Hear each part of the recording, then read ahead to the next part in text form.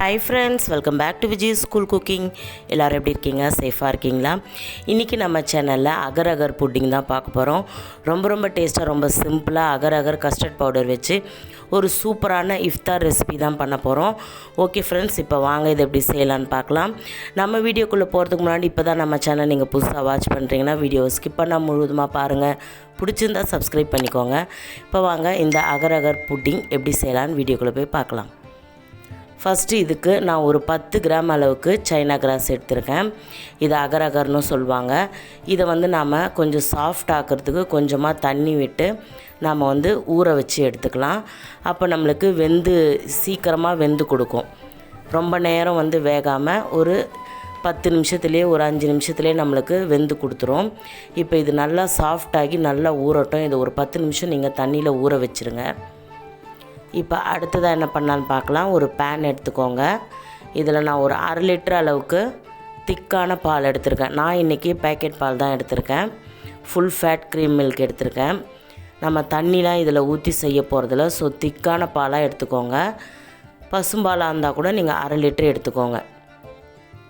இப்போ stove on பண்ணிவிட்டு இந்த பாலை நாம் வச்சிடலாம். இது நல்லா பொங்கி வரட்டும். இப்போ பால் நல்லா பொங்க ஆரம்பிச்சிருச்சு. இப்போ நான் இது பொங்கி கொதிச்சு இருக்கட்டும். நாம் இந்த அகர் அகரை கரைச்சி எடுத்துக்கலாம். பார்த்திங்களா, நல்லா சாஃப்ட் ஆகிடுச்சு. இப்போ இதை நீங்கள் இந்த தண்ணியை வடிச்சிட்டு புதுசாக வேறு தண்ணி ஒரு கப் அளவுக்கு தண்ணி விட்டு இதை நாம் கரைச்சி எடுக்க போகிறோம். இது மாதிரி நீங்கள் அகர் அகரை ஊற வச்சு செய்யும்போது சீக்கிரமாக நம்மளுக்கு கரைஞ்சிரும். இல்லைன்னா நீங்கள் 10 நிமிஷம் வேக வேண்டியது 20 நிமிஷம் கூட ஆகலாம். ஸோ அந்த சிம்பிளான ஒரு ஸ்டெப்பை நீங்கள் ஃபாலோ பண்ணிக்கோங்க. ஃபஸ்ட்டே ஒரு 10 நிமிஷத்துக்கு அகர் அகர் நல்லா ஊற வச்சுட்டு அதுக்கப்புறம் நீங்கள் அந்த தண்ணியை வடிச்சிட்டு கொஞ்சமாக தண்ணி விட்டு நீங்கள் கொதிக்க வச்சு எடுத்திங்கன்னா ஈஸியாக ஒரு 5லேருந்து ஒரு 10 நிமிஷத்துக்குள்ளேயே இது ஈஸியாக கரைஞ்சிரும். இப்போ நான் இதை வேறு தண்ணி விட்டுருக்கேன். இப்போ நான் இதை ஸ்டவ் ஆன் பண்ணிவிட்டு கரைச்சி எடுத்துக்கலாம். இப்போ பார்த்திங்களா, நம்மளுடைய பாலும் பொங்கி வர ஆரம்பிச்சிருச்சு. பால் பொங்கினதும் கொஞ்சம் சிம்மில் வச்சுட்டு நல்லா பாலை கொதிக்க விடுங்க. நம்மளுக்கு பால் ரொம்ப திக்காக இருந்தால் தான் இந்த புட்டிங் ரொம்ப டேஸ்ட்டாக இருக்கும். நிறைய பேருக்கு அகர் அகரும் பாலையும் வச்சு அந்த கஸ்டர்ட் பவுடரும் வச்சு நம்ம புட்டிங் செய்யும்போது சரியாக செட் ஆகி வராது. அந்த கொலன்னு வந்துடும். அப்படின்னா ஓவராக இதுவாகிடும். அதுக்காக தான் நான் கரெக்டான மெஷர்மெண்ட் இதில் சொல்கிறேன். ஸோ வீடியோவை ஸ்கிப் பண்ணாமல் பாருங்கள். இப்போ நம்ம கஸ்டர்ட் பவுடரை கரைச்சி எடுத்துக்கலாம். அதுக்கு ஒரு பவுலில் நான் ஒரு 2 டேபிள் ஸ்பூன் அளவுக்கு கஸ்டர்ட் பவுடர் எடுத்திருக்கேன். இது ஹோம்மேட் கஸ்டர்ட் பவுடர், வீட்டிலே செஞ்சது. இது எப்படி செய்யணுன்னு இதனுடைய லிங்க்கை நான் டிஸ்கிரிப்ஷன் கீழே கொடுக்குறேன். செக் பண்ணி பாருங்கள். ரொம்ப சிம்பிளான இன்க்ரீடியன்ட்ஸ் வச்சு நம்ம வீட்டிலே கஸ்டர்ட் பவுடர் எப்படி ரெடி பண்ணுறதுன்னு ஆல்ரெடி நான் வீடியோ போட்டிருக்கேன். இப்போ அதை கொஞ்சமாக ஒரு 2 டேபிள் ஸ்பூன் பால் விட்டு கரைச்சி எடுத்துகிட்டு கரைச்சதை இதை போல் நம்ம பேனில் அந்த பால் கொதிச்சிட்ருக்குல்ல அதில் சேர்த்துட்டு நல்லா மிக்ஸ் பண்ணிவிடுங்க. இந்த புட்டிங்க்கு பார்த்திங்கன்னா ஒரு பேல் எல்லோ கலர் நம்மளுக்கு கிடைக்கும். உங்களுக்கு சப்போஸ் அந்த எல்லோ கலர் இன்னும் அதிகமாக வேணும் அப்படின்னு நினச்சிங்கன்னா நீங்கள் குங்குமப்பூ கூட பாலில் லைட்டாக ஊற வச்சுட்டு இதில் சேர்த்துக்கலாம். அப்படி இல்லைன்னா எல்லோ ஃபுட் கலர் இருந்தால் அதையும் நீங்கள் சேர்த்துக்கோங்க.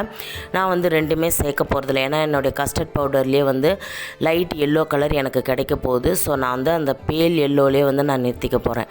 உங்களுக்கு இன்னும் நல்லா எல்லோ கலர் வேணும் அப்படின்னு நினச்சிங்கன்னா நான் சொன்ன மாதிரி சாஃப்ரானோ அப்படி இல்லைன்னா ஃபுட் கலரும் நீங்கள் ஆட் பண்ணிக்கலாம். இப்போ பார்த்திங்களா, 5 நிமிஷத்துலேயே நம்மளுடைய அகர் அகர் நல்லா கரைஞ்சி வந்துடுச்சு. இப்போ இதை நாம் இந்த பாலில் சேர்த்துக்கலாம். இப்போ கஸ்டர்ட் பவுடர், பால், இந்த அகர் அகர் இது எல்லாத்தையுமே சேர்த்துட்டு நல்லா மிக்ஸ் பண்ணிகிட்டே இருங்க. கொஞ்சம் திக்காகட்டும். இப்போ நாம் ஸ்வீட்னஸ்க்கு ஒரு 1/2 கப் அளவுக்கு சர்க்கரை சேர்த்துக்கலாம். இது நல்லா திக் ஆக அந்த எல்லோ கலர் நம்மளுக்கு கரெக்டாக வந்துடும். இருந்தாலும் உங்களுக்கு தேவைப்பட்டதுன்னா நீங்கள் நான் ஏற்கனவே சொன்ன மாதிரி ஃபுட் கலரோ இல்லை சாஃப்ரானோ நீங்கள் சேர்த்துக்கலாம். இப்போ நீங்கள் எந்த ட்ரேயில் செட் பண்ண போகிறீங்களோ அதை ரெடியாக எடுத்து வச்சுருங்க.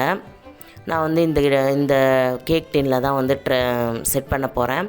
இப்போ நம்மளுடைய பால் நல்லா கொஞ்சம் திக்காகி இருக்குது.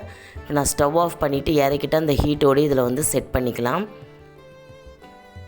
இதை ஜஸ்ட்டு நீங்கள் ஒரு 1 ஹவர் இல்லை 2 ஹவர் அப்படியே நார்மல் டெம்பரேச்சரில் விட்டிங்கன்னா அது வந்து திக்காகிடும். நம்மளுக்கு வந்து புட்டிங் சூப்பராக செட் ஆகிடும். இது மேலே கொஞ்சம் நம்மளுக்கு ரிச்சாக இருக்கணும் அப்படின்றதுக்காக நான் பிஸ்தா பருப்பும் பாதாம் பருப்பும் கட் பண்ணி வச்சுருக்கேன். அதை வந்து மேலே வந்து நாம் ஒரு கார்னிஷிங்காக போட்டுடலாம். இதில் நீங்கள் முந்திரி இன்னும் உங்களுக்கு என்னென்ன நட்ஸ் பிடிக்குமோ நீங்கள் சேர்க்கலாம். சாப்பிடும்போது ரொம்ப டேஸ்ட்டாக இருக்கும். இப்போ இது நல்லா வந்து ஒரு 2 மணி நேரம் செட் ஆகிடுச்சு. உங்களுக்கு சில்லுன்னு வேணும்னு நினச்சிங்கன்னா நீங்கள் ஃப்ரிட்ஜில் வந்து ஒரு 1/2 அன் ஹவர் வச்சாலே போதும். டக்குன்னு வந்து நம்மளுக்கு செட் ஆகிடும். சில்லுன்னு சாப்பிடலாம் இந்த வெயில் டைமில்.